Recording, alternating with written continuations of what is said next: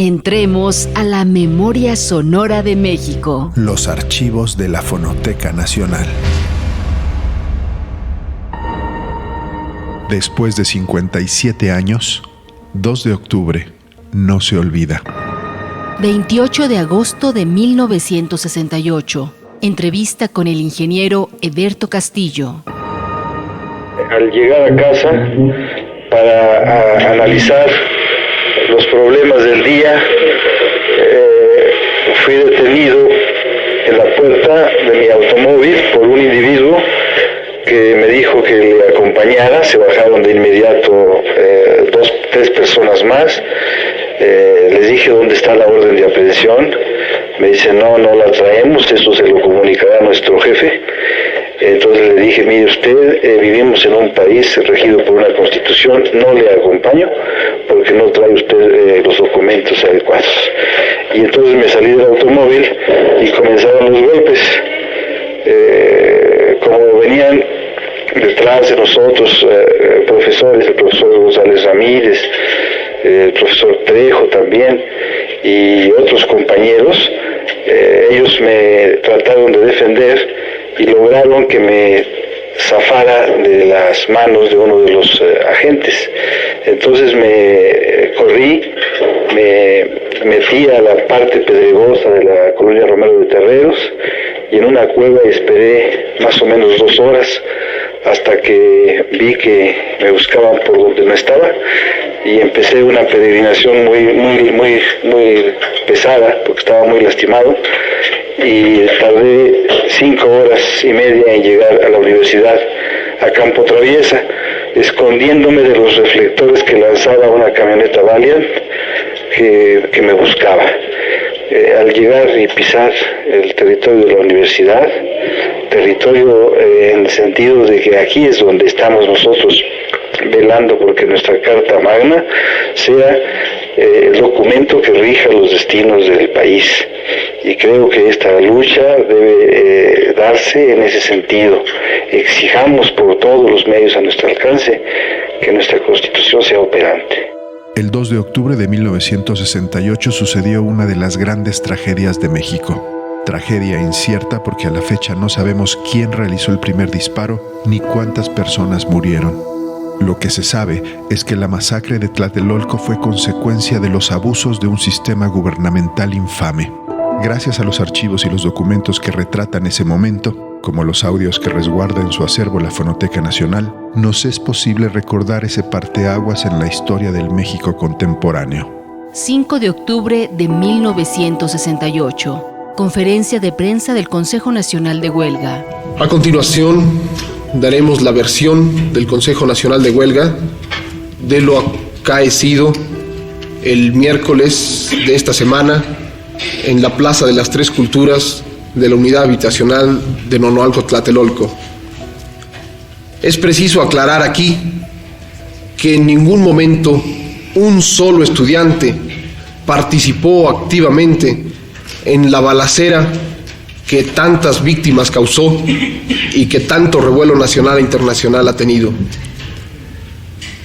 Ni un solo estudiante en el mitin iba armado. Ha sido reiterada múltiples veces por la dirección del movimiento estudiantil la decisión de que en estos momentos el movimiento estudiantil repudia en cualquiera de sus formas los métodos violentos. Nuestro movimiento es por esencia un movimiento de carácter político y en esa medida la violencia ha corrido por parte del propio gobierno y en segundo término de grupos pertenecientes a las más oscuras facciones políticas que se desarrollan en el país. El miércoles en la tarde, un grupo de individuos muy numeroso, muy bien organizado y que se distinguía por llevar en la mano izquierda un guante o venda blanca, disparó contra la multitud de aproximadamente 10,000 personas que se encontraba reunida en la Plaza de las Tres Culturas. En julio de 1968, un grupo de granaderos del Distrito Federal reprimió brutalmente un enfrentamiento entre estudiantes, lo que despertó un movimiento juvenil nunca antes visto en este país. A las marchas convocadas por los estudiantes se sumaron grupos políticos de izquierda y la represión creció con la intervención del ejército. La UNAM, el Politécnico y otras universidades del país se declararon en paro. Soldados ocuparon sus instalaciones. El Consejo Nacional de Huelga convocó a una marcha para la tarde del 2 de octubre que partiría de la Plaza de las Tres Culturas en Tlatelolco.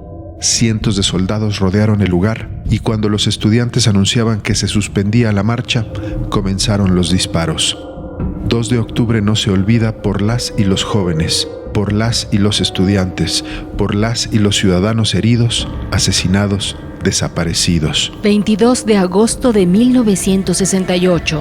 Conferencia de prensa del secretario de Gobernación, Luis Echeverría Álvarez. El Gobierno de la República expresa su mejor disposición de recibir a los representantes de los maestros y estudiantes de la Universidad Nacional Autónoma de México, del Instituto Politécnico Nacional y de otros centros educativos vinculados al problema existente para cambiar impresiones con ellos y conocer en forma directa las demandas que formulen y las sugerencias que hagan a fin de resolver, en definitiva, el conflicto que ha vivido nuestra capital en las últimas semanas.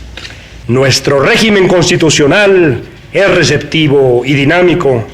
Ha creado un orden social que permite el acelerado desarrollo del país, a condición de que las libertades y oportunidades que asegura sean siempre usadas en beneficio de México.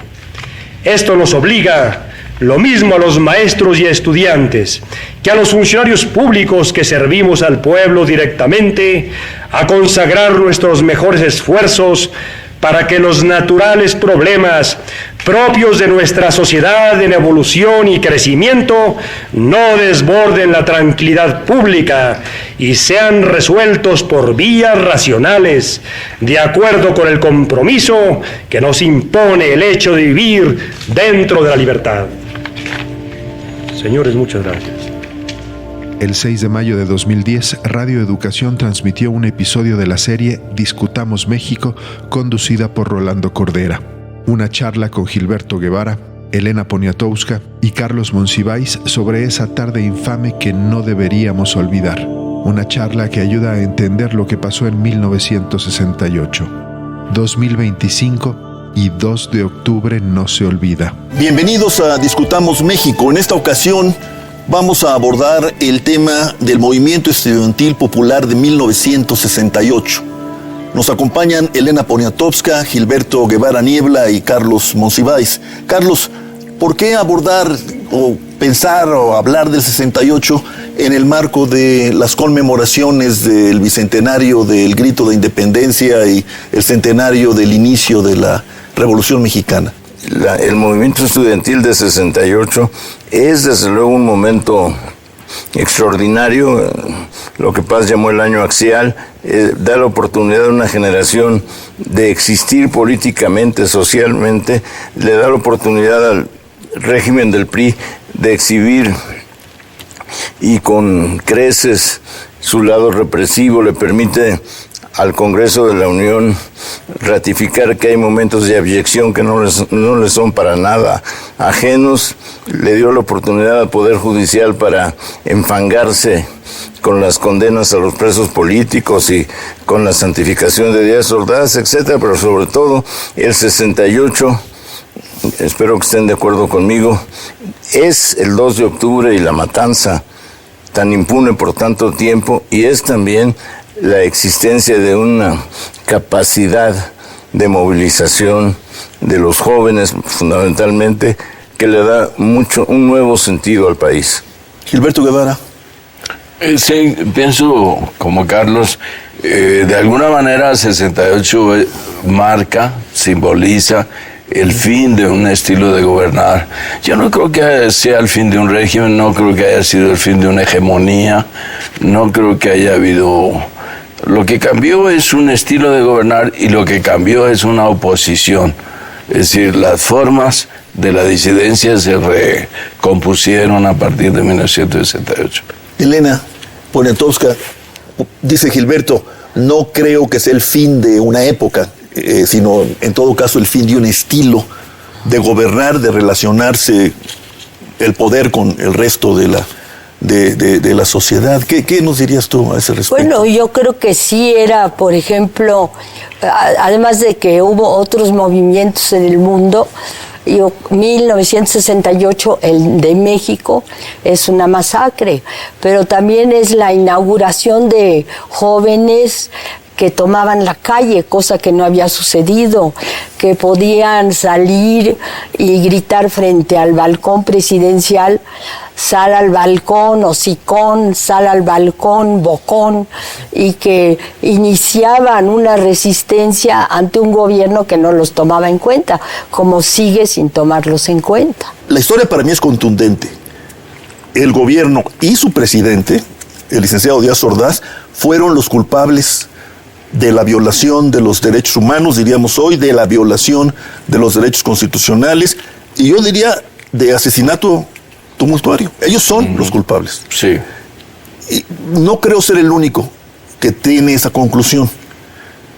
Para mí Díaz Ordaz está claramente ubicado como quien orquestó y quien dirigió, creo que sí, a su gobierno. Y tendríamos que ir a procesos judiciales para que el 68 se inscribiera ya en la historia y dejara de ser herida presente. Carlos Monsiváis. Antes de eso, como paréntesis, se nos ha olvidado la invasión del ejército en las universidades de Sonora y de Morelia. De Morelia. Eso es otro acontecimiento que fue una represión que fue seguida del silencio. No hubo protestas, hubo presos, pero no hubo protestas. Las protestas surgen con posibilidad de continuar, que eso es otro de los signos distintivos en 68. En cuanto a la relación que había entre la vida cultural y los estudiantes, no era una relación muy fuerte, salvo en los sectores filosofía y letras, ciencias políticas, etcétera. Pero tenía toda la posibilidad de existir, puesto que estaba el rock como un elemento de unidad, estaba el incipiente feminismo y estaba también el hecho de ver en una manifestación a Juan Rulfo o a Pepe Revueltas. Puedo decir que uno de los grandes nombres de México en el siglo XX, Javier Barrosierra. Uno de los grandes momentos de México en el siglo XX, el movimiento del 68. Discurso de la manifestación del 1 de agosto de 1968, pronunciado por el rector Javier Barrosierra. Antes de invitarlos a que juntos entonemos nuestro himno patrio, quiero decir que seguiremos incansablemente en la lucha por la libertad de todos nuestros compañeros presos.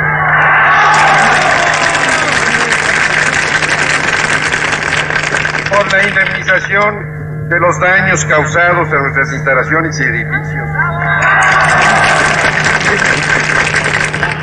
Y, como dije al iniciarse esta concentración, porque las libertades que venturosamente hemos logrado mantener dentro de nuestra casa, las mantengamos igualmente en todo el ámbito de la colectividad nacional.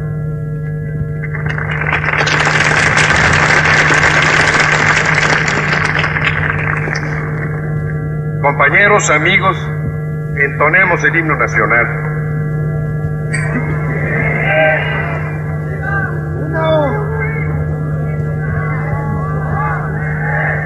Mexicanos al grito de guerra, que la selva está en todo, y retiene el centro de la tierra, al oro y libertad.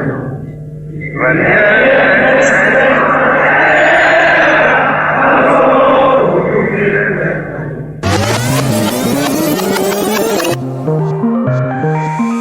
Gracias a los trabajos de documentación, preservación y resguardo que llevan a cabo las y los especialistas de la Fonoteca Nacional, hoy podemos escuchar documentos sonoros invaluables como estos. Fonoteca Nacional, la memoria sonora de México.